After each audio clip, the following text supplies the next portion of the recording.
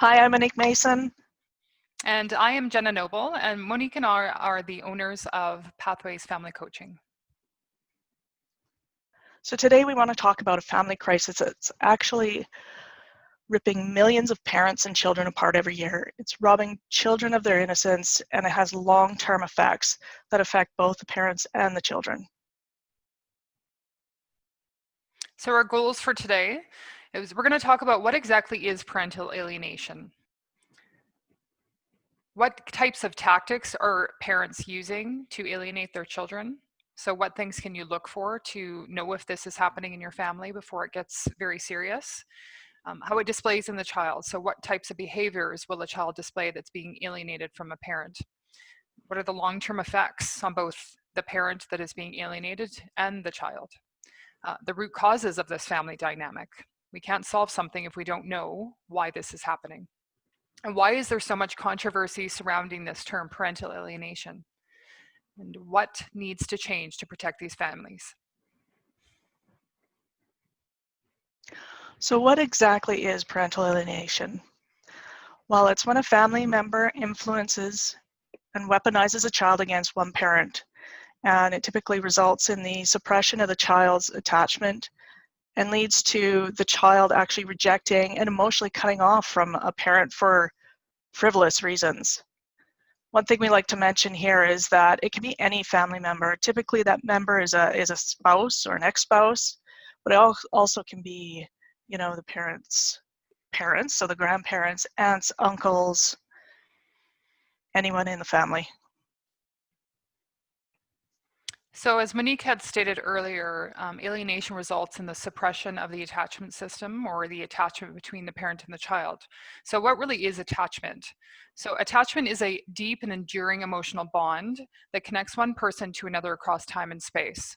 So when you think of attachment between a parent and child, you can think about that very deep, close, loving, natural, strong bond that they have to each other. So Dr. Amy Baker has actually done a tremendous amount of research with adults who were once alienated as children, and she's actually come up with a list of 17 different strategies or tactics that parents use to actually alienate their children from the other parent. Now here, we don't list all 17, but we list the big ones. The first is being bad-mouthing. So, the parent may call their ex-spouse names. The other is limiting contact. Now, limiting contact can be, not complying with court orders, or, consistently being late for exchanges. They interfere with communication a lot. They give the child the impression that the rejected parent is unsafe or unavailable. They quite often share inappropriate information, so it's common for these parents to actually talk about court proceedings, child support, custody, all that kind of thing. They often ask the child to spy or keep secrets on the other parent. Sometimes they even develop hand signals, as a form of communication during parenting exchanges. They quite often withhold information. This can include, leaving the other parent's information off of registration forms for school and extracurricular activities and things like that. They often refer to the rejected parent by first name. Another common thing that they do is, encourage the child to call the step-parent mom or dad. It is also common for them to change the child's name. Now, sometimes they change the name legally, but also just even assigning a new, nickname for the child. And lastly, but not least, they cultivate dependency. So they'll encourage the child to call them when they're at the other parent's house if there's a problem. So signs of parental alienation. So now we're going to talk about the child's behavior. So what kind of things to look for in your children if you suspect this is happening. So first off, these signs were coined by Dr. Richard Gardner. So I would recommend anyone that's just hearing about alienation to take a look at his work. He's well respected, and we're going to talk later on about a bit of controversy surrounding that as well. So first off is a campaign of denigration. So Monique, do you mind touching on that a little bit? Sure. So by campaign of denigration, this is kind of the opposite of bad mouthing, right? It's when the child actually starts engaging in the bad mouthing with the parent. Thank you. So also frivolous reasons for the denigration, right? So often the alienating parent will take something very small. You know, I've even heard kids, their reason for running their parent down or rejecting them was, well, they sweep funny. I hate the way they sweep the floor, right? So it's very frivolous, meaningless reasons that they will find and magnify and turn into something that is worthy of denigrating the parent. Also, lack of ambivalence. Monique, do you mind? Sure. So ambivalence really means that a child can view a parent as having both good and bad qualities. Now, this lack of ambivalence really means that the parent, pardon me, the child actually views a parent as having only bad qualities, and the other parent is only having good qualities. Exactly. Thank you. Also, the independent thinker, they refer to this as the independent thinker phenomenon. So what happens is the child will often parrot the words and the desires and feelings of their alienating parent. They will make decisions that they claim are completely independent of their parent, but like I said, it will be very parroting and mirror the desires of the alienating parent. But the child really does truly feel that they are completely independent and their thoughts and feelings are their own. So, for example, you know, they may say that, you know, my parent, my alienating parent, they would never call it an alienating parent, but my parent, you know, has never told me that I can't see you. I don't want to see you. This is my decision. But they're being influenced to make that choice by their alienating parent. So also a big one is the absence of guilt. So Monique, can you touch on that for me? Sure. With regards to the absence of guilt, like quite often these children will treat their disfavored parent really mean and really disrespectfully, but at the same time, they don't feel guilty for it. So it doesn't, there's no internal gauge that makes them feel bad so that they actually behave in a more appropriate way.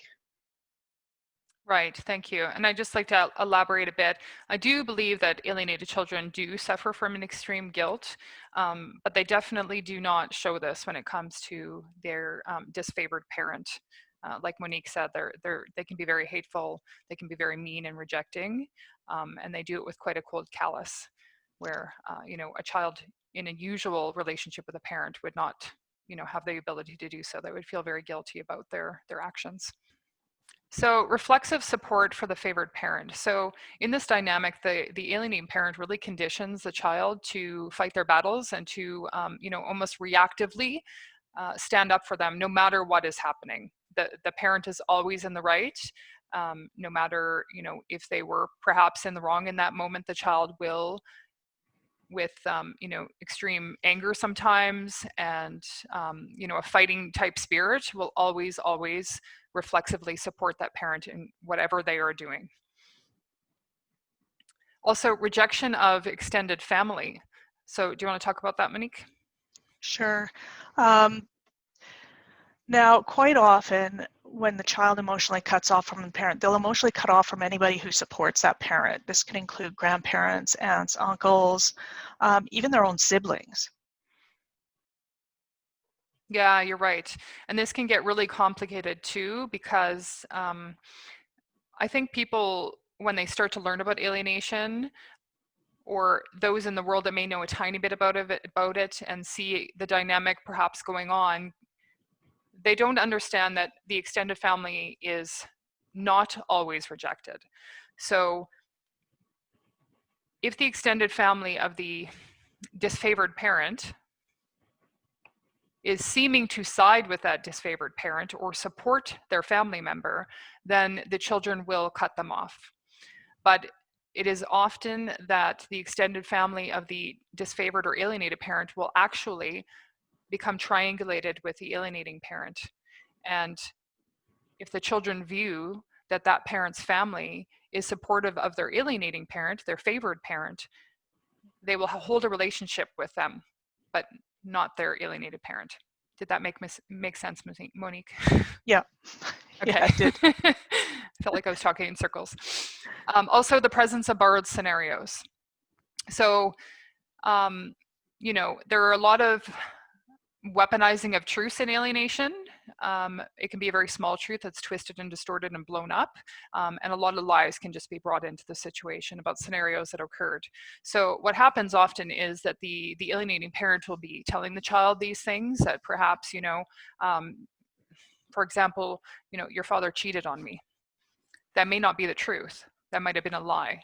And the child will then take that on as their own true scenario, right? So they start to borrow the stories of their favored parent as truth. And then that becomes a reason to reject their parent. Yeah, and also just to expand on that a little bit, they quite often start parroting their words. Yes, very So, much so. stop trying to buy my love, that kind of thing. Correct. Yeah, I actually just was working with a client yesterday, and this is very, very common where parents will say, and I did it too, I'm pretty sure these emails are coming from my ex, not from my children. It sounds like my ex, so I'm pretty sure it's him or her. It's not my kids.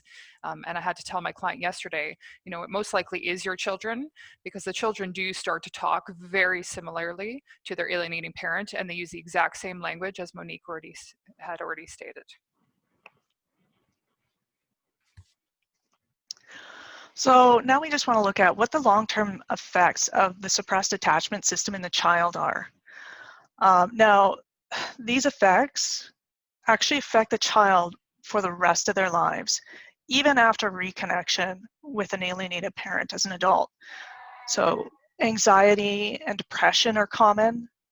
Self-hatred, because for most of their lives, they've hated one parent or another, or, been told terrible things about that parent. So what they really do is they interpret that as, well, that parent is half of me, and that parent is bad, so that makes me half bad. They display a tremendous lack of trust, and this leads to difficulty forming relationships throughout the rest of their lives. Substance abuse, whether it be alcohol, illegal drugs, sexual promiscuity, uh, personality disorders. A lot of these kids can develop, personality disorders as adults, and last but not least is suicide. Yeah, so as you can see, the long-term effects on these children is, they're life-altering, and even like Monique said, even with the repair of the relationship between the child and the alienated parent, I mean, these effects can go on, and lack of trust. Just to go back to that one, the child or children feel like they're being lied to their whole lives because they have a parent that's saying, no, I love you, I love you, I love you. And they have another parent saying that parent doesn't love you, right? They abandoned you. They don't want anything to do with you, or, they're mean, they're scary. They used to beat me. So they either fear them or drive that hatred home. And if that child then in their adult years finds out that, those were lies, and my alienated parent is actually a good person, and I missed out on that relationship, then then they realize that their other parent lied to them their whole life too. So it's really a lose-lose for these kids. So not only is there effects on the children, the parent that is being alienated, the effects are, they're extreme. So most of these parents are dealing with severe depression, because they're being abused, and they're watching their children being ripped away from them. And not only are they losing them physically, but it's almost like they're losing them psychologically, because the child's whole personality changes, and they become unrecognizable to the parents. So depression is very, very common. Isolation. So one of the tactics these parents use is that they isolate their other parent, right? They triangulate friends, family, they triangulate the children. They want this parent to be left with no one. And then to further that, because the parent is feeling, a great deal of guilt and shame, and they're depressed, they often self-isolate as well, because those around them don't understand what they're going through. Monique, I know you can, agree to this, that when you do try to talk to people about what you're experiencing, that you're losing your children, most people look at you like you're crazy and say, well, that makes no sense. There has to be more to the story. So it's really hard because it's hard to find support, people that understand. And that goes into feeling helplessness, right? No one can really help you, it feels like. It feels like your children are drowning and people are just watching and nobody's throwing a life preserver as you scream. So there's a massive feeling of helplessness, which leads to CPTSD. So complex PTSD is different than PTSD. I'm not going to go into it, but I encourage you to look it up, which is a reason that the alienated parent is left very destabilized, and often they end up looking like the crazy one, right? We look like the crazy people because we are dealing with CPTSD. Our emotions are out of control. We don't know how to regulate ourselves. We're dealing with depression and we're begging for help. And then the financial burden. So unfortunately, we have to rely on the court system, the justice system, to help us. And it is just not set up for this situation. It actually re-abuses parents that are already dealing with this form of abuse. And it's a very heavy financial burden to navigate. On top of the financial burden of the court system, often we have to hire mental health therapists to get involved, which come at a heavy price tag as well.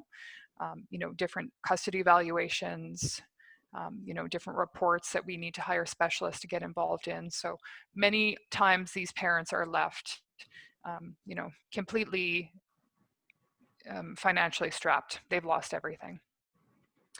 And again, because of all these things above, there's a very high percentage of parents that do take their life because they cannot take the financial stress, the emotional stress, the abuse, the depression, the isolation, the helplessness. They just feel completely like there's nowhere to turn, and they unfortunately take their lives. Yeah, and I just want to expand on something you said. You had mentioned Sure. the word abuse, and I think something that we have to really start recognizing is that parental alienation is really a form of intimate partner violence, Yes. against the ex-spouse, and really psychological abuse against a child. So I think that's Absolutely. important to understand. Yes, absolutely. So a few important notes that we want to bring up is that, just because a child is rejecting a parent does not necessarily mean that they're being alienated. There are children who legitimately reject a parent who's abusing them. Moms or dads can be alienating parents, and as mentioned previously, also grandparents, aunts and uncles can also be alienating. Mm-hmm. Something that people don't realize is that kids can be alienated within intact families. So separation and divorce does not necessarily have to come into play in order for a child to be alienated from a parent. And also, not every child actually succumbs to the pressure of alienation. This really depends on, how resilient the child is and what kind of skills of resilience they're taught. Correct. Yeah, and also for the last one there, about the child succumbing, it's really up to the left behind, disfavored, alienated, parent, to learn skills to help their children to navigate this. Because kids, look to their parents for tools and resources. So it is a possibility to help your child navigate this and not get pulled right into the alienation. So why is this happening? This is one of the questions that every alienated parent goes through. Why is this happening to me, right? We're confused, we're lost, we just don't understand what is going on here. So there's a few things. Personality disorders drive alienation. So that does not necessarily mean that the alienated parent has to have a diagnosed or diagnosable personality disorder, but they will definitely show strong traits of personality disorders. Either narcissism or borderline personality disorder are the most common. And there are 4 catalysts of a high conflict personality. So first, there's a pattern of blaming others, right? A healthy person, they have a drive for accountability, right? Where these types of personalities have zero accountability and someone else is always at fault. And in this case, it is the other parent. They have very all or nothing thinking. So you can even think of this as something called psychological splitting, very black and white thinking. There is no gray area. Unmanaged or intense emotions. So another hallmark of personality disorder, right? These people are not able to regulate themselves. And they often will, have rages in the home and just be completely out of control. And very extreme behaviors. Monique, did you want to add anything to that? Yeah, I think just the intense emotions is what leads to the extreme behaviors, because if they're not regulated emotionally, they tend to, whether it can turn to physical abuse, it can turn to like raging, just uncontrolled, unmanaged behaviors. Yeah, and another thing about the emotions that just popped into my head is that most of us use a mix of, rationale and emotion to guide us, right? But we try to let our brains do the leading. Whereas those that have really unchecked or unmanaged intense emotions, their emotions are kind of their reality, right? So they're making decisions based on feelings instead of the rational of what's happening around them. So, for example, a spouse may feel like their partner's cheating on them. They may feel that way, but that's not the reality, right? Rationally, they're like, okay, that's not true. I was, off in left field about that. But when you're dealing with someone like this, when they feel like their spouse is cheating on them, that spouse is cheating on them. It is signed and is sealed, and that is their reality. So as Jenna mentioned, there are two common personality disorders or personality disorder traits that kind of show up in parents who alienate their children. The first is narcissistic personality disorder, or NPD. And I think most people are familiar with, those people who think that, they're the best things since sliced bread. They've got this grandiose sense of self, like they're more important than everyone. And they tend to fantasize, a lot about, how important they are and how much everybody loves them. They always believe that they're better than everybody else. And because of that, they develop this sense of entitlement, and they just take what they think, that they deserve. And in doing this, they have a chronic lack of respect for boundaries. So they quite often will cross people's boundaries, other people's boundaries, or even, not have any boundaries themselves. They exploit others. They have a tremendous lack of empathy and are very arrogant. And the whole root of narcissistic personality disorder is actually like a lack of sense of self and low self-esteem. So this leads to a need for excessive admiration. So you'll see them cutting other people down and, one-upping people all the time, and, fishing for compliments just to kind of feed their ego. So the other personality disorder or traits of that usually will pop up in the alienating parent is borderline personality disorder, or BPD. So to understand, these are both cluster B personalities, both MPD and BPD. So you may see lots of crossovers between the two, and kind of, it gets confusing which is which, or sometimes the person might have both or traits of both. So with BPD, it includes a distorted sense of their self. So kind of like NPD, these people don't have a strong sense of who they are. So they tend to fluctuate, in their dress and their likes. And they really aren't grounded in, their true, authentic, self or who they are. So they will often mirror or pick up the likes and the look and the different traits of those that they're around, because again, they don't know who they are, so they're just following the lead of the other people. They're incredibly impulsive, so they're usually horrible money managers, because they spend every penny they get very quickly. They make very impulsive decisions, even putting them in dangerous situations. So that could be with respect to use of drugs and drinking, driving recklessly. It can be eating. They often have extreme eating disorders or binge eating issues. They just make impulsive decisions on the fly, and it can put them into even sexual promiscuity, dangerous type situations as well. They're highly, highly sensitive. So they're often thought of as, they have an emotional skin that's on fire all the time. So, a light breeze or a wrong word can, feel like the end of the world. Monique and I, not long ago, had a conversation with a woman that we're, acquaintances with, that's been in treatment for a long time for her BPD, and she was very forthright and really helped us to understand what's going on in the mind of someone that has borderline personality disorder.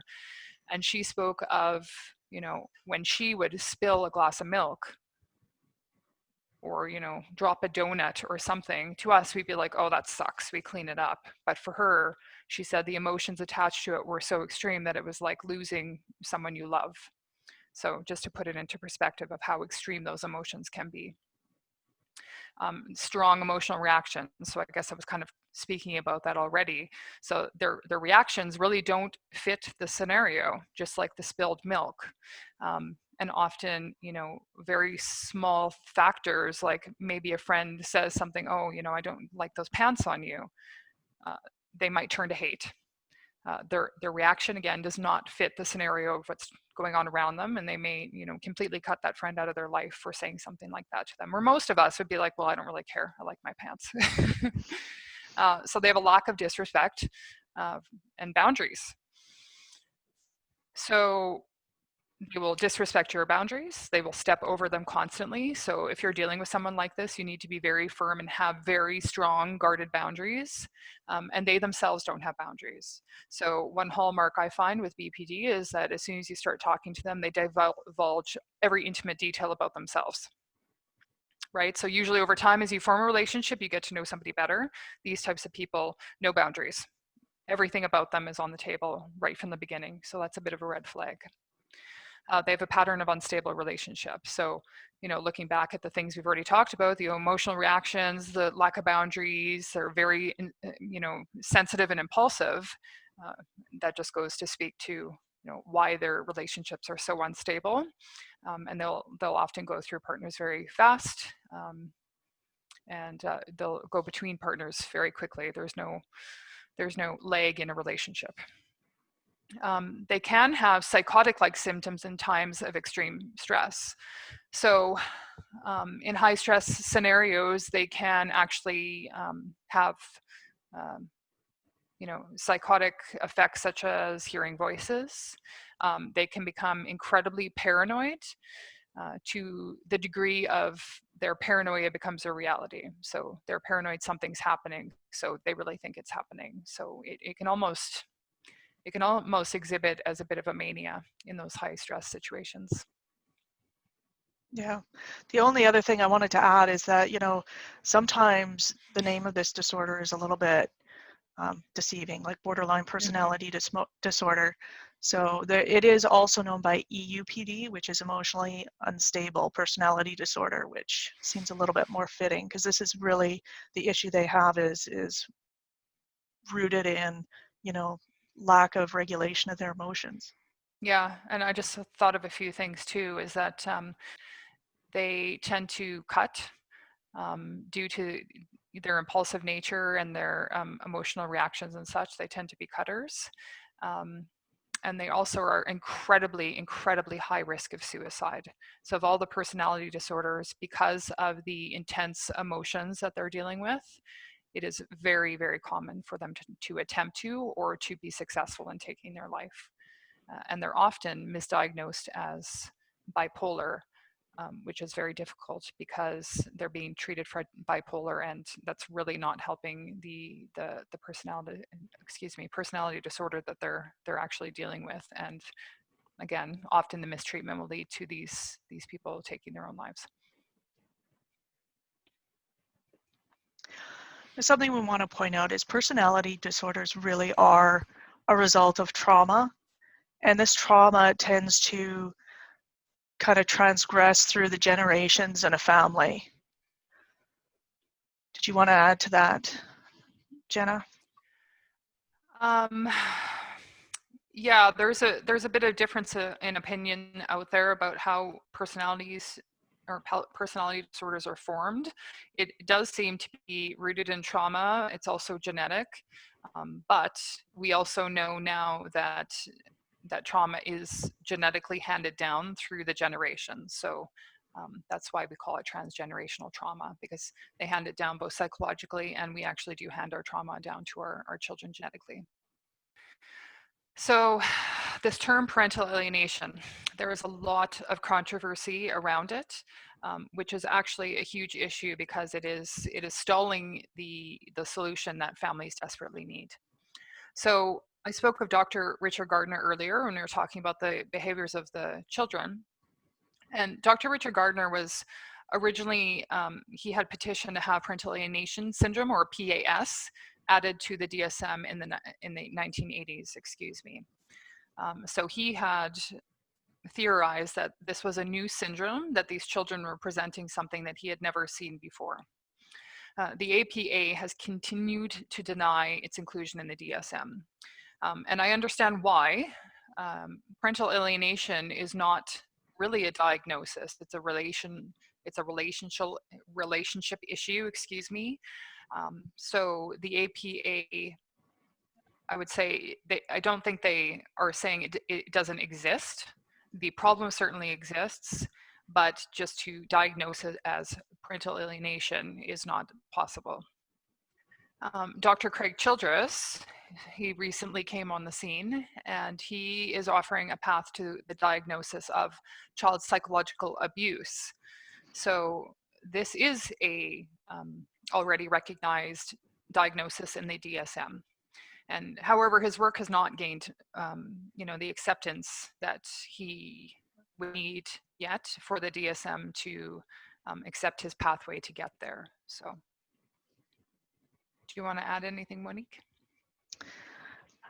No, I think the last kind of point in terms of controversy of alienation is that there's such polarized views from parents, not only from parents, but even in the professional realm. There's a lot of,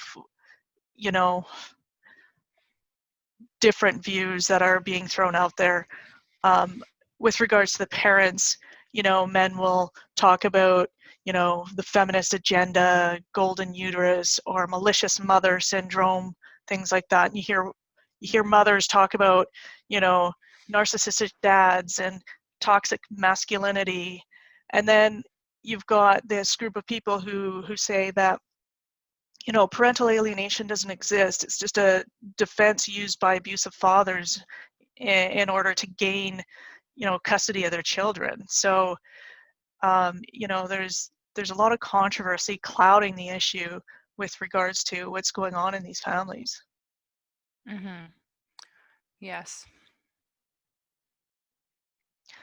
So I think the bottom line here is there's no recognized standards for diagnosing this family dynamic, and that's really the root of the controversy. Yeah.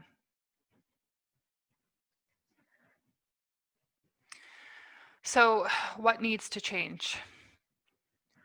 So as we talked about, parental alienation throughout this term is really a pop culture term that's, in our opinions, distracting from a diagnosis.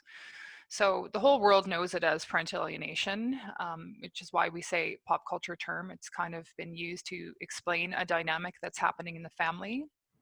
but it's not a diagnosis is the real issue. So I think we need to start changing our language surrounding parental alienation to really talk about what it is, right? It's identification with the aggressor. The child is identifying with their abuser, their abusive alienating parent. There's an encapsulated persecutory delusion that's going on, a shared delusion often between the parent, who is sometimes really truly believing that their spouse is, or ex-spouse is, not worthy of being a parent to their child, or is a bad person, because they're also having that psychological splitting going on, and then the child starts to absorb that delusional narrative, and they start to share in that. So we really need to start understanding what dynamics, what things are happening in the parent-child relationship, the enmeshment, the triangulation, to understand how to diagnose this. Unfortunately, there's not a lot of people trained in the world yet to do that, but hopefully in time, as parents are starting to awaken and the world is starting to awaken to what's going on, adult children that were alienated children, so adults now, are really starting to use their voices to speak up about what they went through, their experience, and how it has affected them long term. And I think, in the next 10 years, hopefully, it's going to be like sexual abuse was 40 years ago, where nobody talked about it. And now, we're all fairly educated, and the whole world knows it's horrendous, right? It's a disgusting act. And I think that's where parental alienation is going to be in, hopefully 10 years. So it cannot be resolved in the courtroom right now, right? We're asking judges and lawyers to resolve basically a mental health issue. And they have no training. They don't understand what they're looking at. The courtroom is really set up to create an adversarial environment and pits the parents against each other. And, they're feeling the need to say why that parent's bad and why this parent's bad, when realistically, we need to shift the courts to less thoughts about custody and more based in, a holistic therapeutic treatment, and have them rule on that to support this family in repair, because we are dealing with trauma. So we need to help this family to heal. The other side of the coin, aside from courts, is mental health therapists. A lot of them don't have the proper experience and training to be working with these families. And a lot of them don't even understand that they don't have the appropriate training. So, you hear a lot of, we're in Canada, so there's Section 211 reports or child custody assessments, in which a mental health therapist will come in to assess, which is the better parent for the child to be living with, and they don't have a background in personality disorders and trauma and attachment, so they're unable to identify what the root cause of the problem is. The other thing too is that these therapists really need to be empowered to oversee the long-term treatment of the family. They have to be able to monitor and report to the courts, and the courts have to support the goals and the treatment plan that the therapist develops.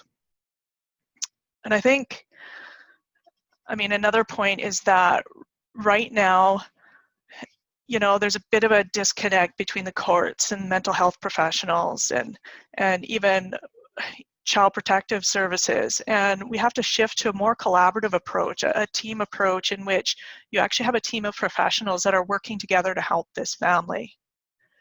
I think the biggest starting point would be training, proper training for mental health therapists, teachers, lawyers, judges, and child protective services.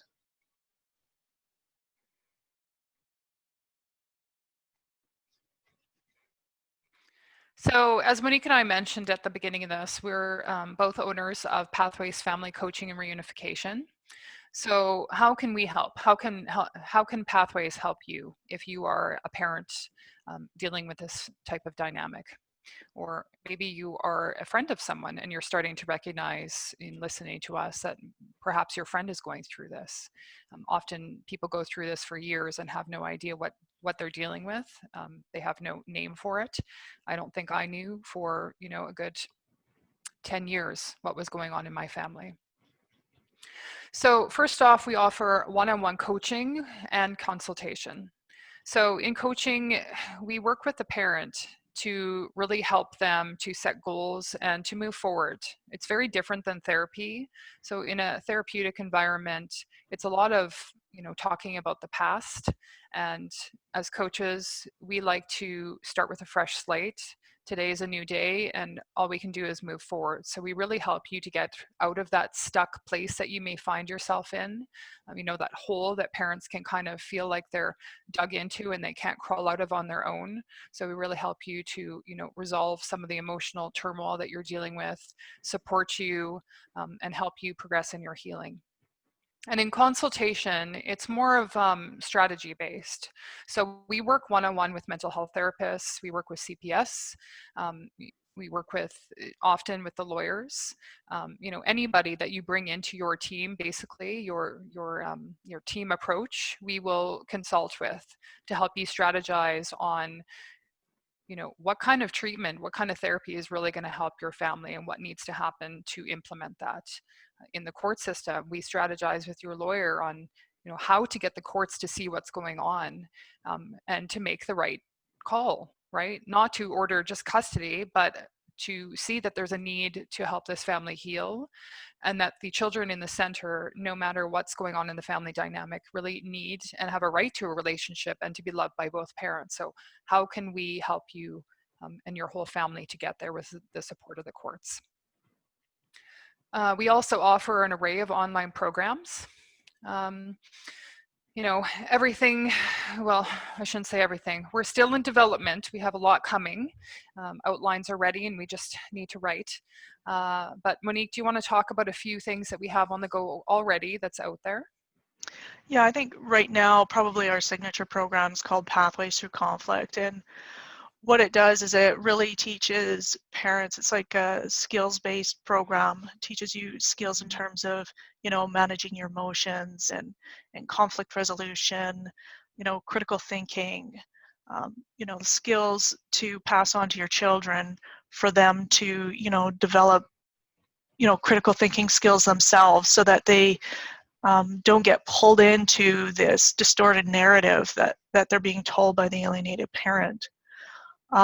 Two that we're very close to releasing are Ready to Reconnect and the Alienation Code. And the Alienation Code really takes a deep dive into what parental alienation is, what attachment is, and your child's perspective and your ex-spouse's perspective, because it's, important to understand both of those. Whereas Ready to Reconnect is, it's one of those courses that helps you get unstuck from that place of feeling helpless, and takes you to a place of feeling empowered, understanding and realizing that you can make a difference. And yeah, I don't And know. I think it really does help to overcome depression and just come out of that dark spot, excuse me. Don't you agree, Monique? It's just really about helping you on your journey of healing and getting to a really solid, stable, healthy place again. Yeah, for Yeah, sure. it's as the name describes, it's getting you ready to reconnect with your kids, because many parents aren't ready, right? We're destabilized, we're emotional, we're angry, and if our kids come back to us, what are they going to come back to when you're in that state? They really need a parent that's, joyous and has a rich, fulfilling life and has, a lot of positives to give to them. So it's really necessary, alienated parents, that you work through everything that you're going through and get yourself really mentally healthy. Yeah, I think, it's really hard to help a child heal when you haven't healed yourself. Yeah, yeah, exactly. Right. We can't give what we don't have. So yeah, we also have an amazing, I can't brag about this co-parenting plan enough. Monique and I worked incredibly hard on this. How long is it, Monique? Like 48 pages, I think. Yeah, something like Yeah, that. It's gigantic, but don't be overwhelmed. It's incredibly easy to use. It's literally yes, no, check the boxes. It goes through every single minute detail that we could think of that we've ran into when coaching parents, the things that parents get into, arguments about or end up in court about, down to, the frivolous, tiny little things. Because we want you to avoid the courts, right? We want you to plan and have a solid plan in place so that your children know what's going on in their future, and this helps you to avoid, that argument. So our co-parenting plan, you just basically can download it, print it, and use it however you like. You can use it with your mediator, use it within the court, or if you're, in a decent situation where you're amicable and can actually do the parenting plan with your ex, then great. But it can be used in numerous ways. Also, one really important thing I think that we have in there is that we have repercussions, right? That's one thing about any sort of document when you're dealing with an alienating parent. They don't follow court orders. They don't follow the parenting plan. And if you don't give them a reason to do it, if they're not facing some sort of repercussion, they're not going to follow it, right? So we have that worked right into the plan. Also our digital timeline service. So I'm not going to go into great details, but if anybody's dealing with, behavioral issues with their ex and they feel like the courts are missing the plot, they don't see what's going on, then this timeline service is fantastic for navigating the court system or even keeping you out of court. You can even present this to Child Protective Services to show that, there is a serious issue, and who and what that issue is. So basically we take a sampling of your data, your evidence, and we tag for patterns of behavior. We tag for all the top professionals, we tag for intimate partner violence. And something new we're going to be adding soon, which I'm incredibly excited about, is we're partnering with a brilliant man that is going to help us look for hallmarks for, warning signs of filicide. So I know very scary to talk about, but a very serious issue and something that every alienated parent fears. So we want to help to empower the courts to see the pattern of what's going on before serious issues happen. Did you want to add anything to that, Monique? No, I think if somebody wants to learn more about that, we'll give a link to our website here at the end so you can go read up a little bit more about it. Perfect. Yeah. And then we're also very collaborative partners. So we firmly believe, and we've already talked about this, that a treatment team approach is completely necessary, right? There's not one person out there or one group out there that can solve this for your family. It really takes, a team with a collaborative mindset, perhaps a lawyer, a mental health therapist, sometimes CPS is involved, a coach, right? It takes a group of professionals working together, strategizing and implementing to, hold your family secure and monitor the situation and to make sure that you guys are being successful. And at the end of the day, that your children are having a relationship with both their parents, however that may look like. It's very important. Yeah, and I just wanted to add, we'll collaborate with, the professionals that are part of your team now, but if you don't have a team built, we can certainly help you find the right professionals that will help your family. Yeah, absolutely. Oftentimes we have parents come to us and they have professionals already involved, and unfortunately they're not the right professionals, and sometimes we can help to get them on the right road, or we can help those professionals to make a recommendation to the people that could actually help the family. And then if you have nobody, like Monique said, we can help you with interview questions and how to source those people and what kind of training they need. So before we end this presentation, we just want to leave you with one of our favorite quotes by John Lennon, and it's, "There are no problems, only solutions." And both Jenna and I really, really believe this. It's just a matter of, getting out of a reactive state of mind, which I know I was guilty of when I was kind of in the throes of being alienated from my own child, and getting more into a proactive solution mindset. And that's what we're best at, is helping you transition from one state to the other. Right. Yeah. And I know we spoke before about, there's a lot of controversy surrounding parental alienation, and there isn't really a clear path to diagnosis yet, and a lot of, I guess, discouraging things. But I just want to say that there are still solutions out there. The pathway is a bit, jagged, and a little harder to navigate. But that's why we work with families to help them to navigate that, twisty, turny road to get where they want to be, and to get the right professionals involved and supporting their family so that they can get there. Absolutely. So we just want to thank you for tuning in with us today. If you want more information about us, you can go to our website at pathwaysfamilycoaching.com. If you'd rather just get in touch with us personally, shoot us an email at clientcare@pathwaysfamilycoaching.com. We also have Facebook, Instagram, and LinkedIn profiles where you can find us. Add more Yeah. information about, what's really going on in your family and how you can help. Yeah. And on our website, we have a fantastic blog too. So if you're looking for information, we're trying to produce as much as we can. So please take a look, and hopefully it helps your family. So I just want to say a huge thank you for everybody that joined us today. I hope this was helpful for your understanding, and I hope it gives you some resources and information. And I'm so glad to be with you and share this time. So thank you again.